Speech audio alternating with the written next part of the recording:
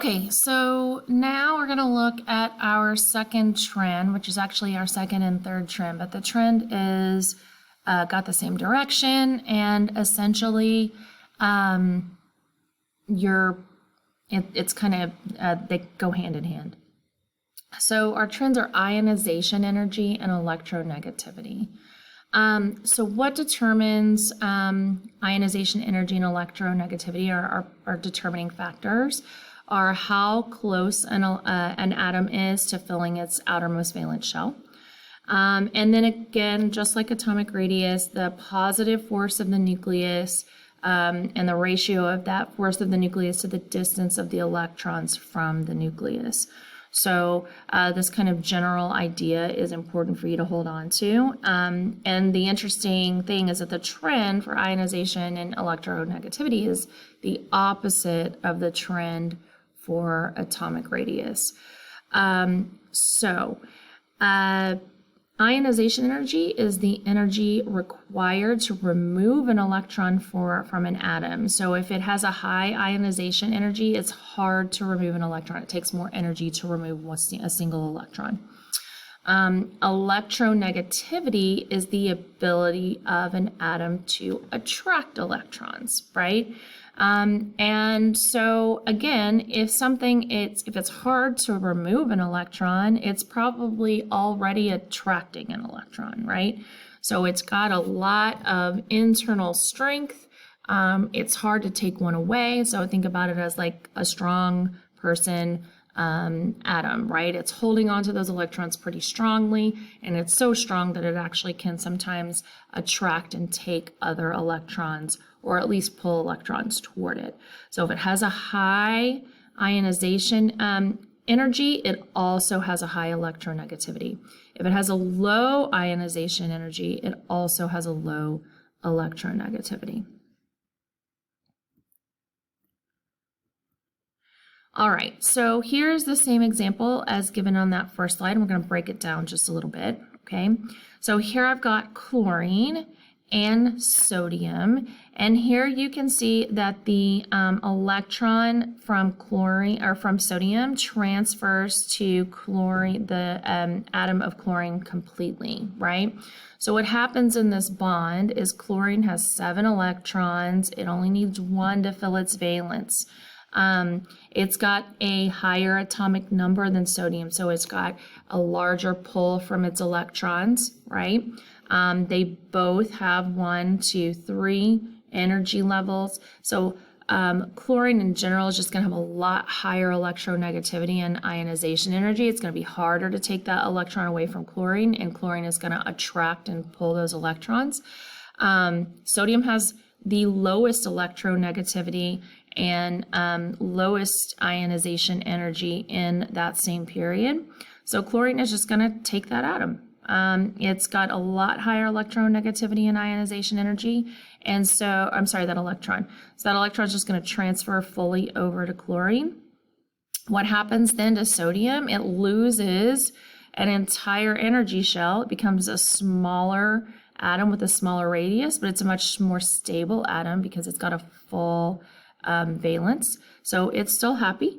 And then chlorine also is happy with that extra electron because it has a full valence. And so what you're looking at now, this is the electron dot diagram of the same thing, the Lewis dot structure. So we have the single electron in the valence of sodium transferring over to the almost full valence of chlorine. And now we have a positive ion of sodium with that's such a strong difference in polarity, so a positive pull and a negative charge, that they're attracted to each other and they bond, right? So we have this is called an ionic bond between sodium and chlorine, right? So that is just the basics. So here we have which atom is, the question is which atom has the highest electronegativity and the high ionization energy, and which atom is low in both. So think about that and answer those 2 questions. All right, so hopefully you answered that the high electronegativity and high ionization energy is chlorine, and the low electronegativity and low ionization energy with sodium in that example.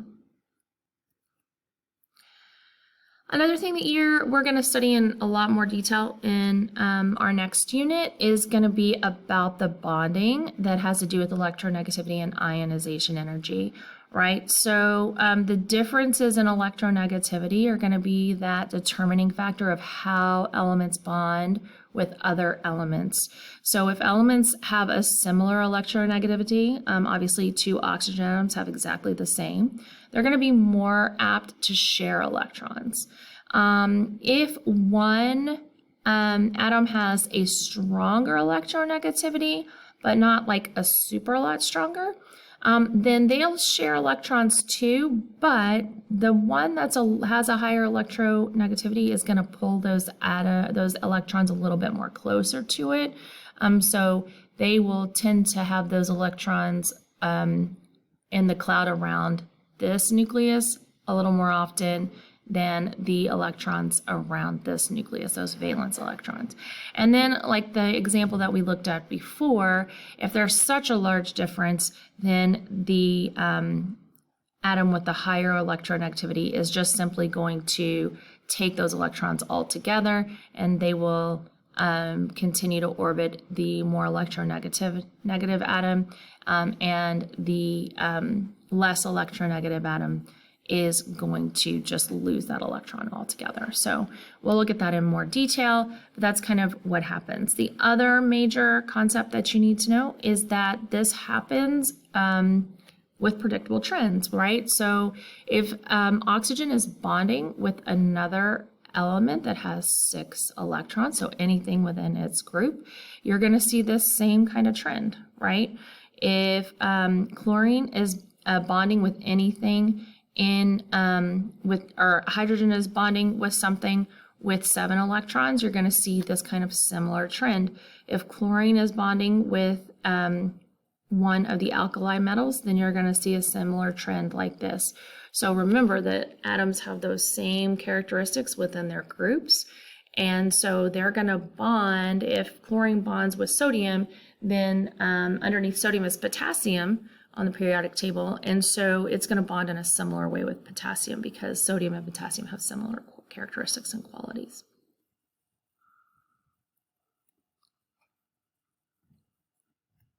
So this is the arrow that you are going to draw for your trends for increasing electronegativity and ionization energy, right? The least electronegative element on the periodic table is going to be at the bottom left. The highest electronegative is going to be the upper right, except for your noble gases, because remember the noble gases already have a full valence, so they're not going to pull in other electrons to gain an atom. Ionization energy is only different in that it does include the noble gases, right? Because that's the difficulty to remove an electron, and the noble gases hold those on pretty tightly, right? So your noble gases are going to include all the way up to helium with that same trend, but still your least ionization energy is going to be at your bottom left corner. Your most highest ionization energy is going to be at your upper right corner.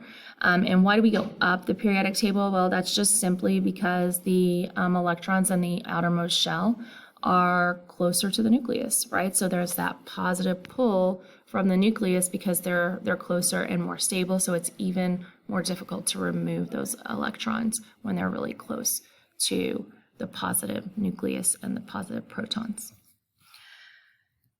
All right, so this is what we looked at so far. These are the trends that are new trends, right? We have atomic radius. Our atoms with the most atomic radius are going to be in the bottom left, with the least atomic radius in general the upper right. And then the opposite is true for ionization, energy, and electronegativity. Electron affinity is kind of just goes with all of that, so you don't really need to know that for this portion of the unit.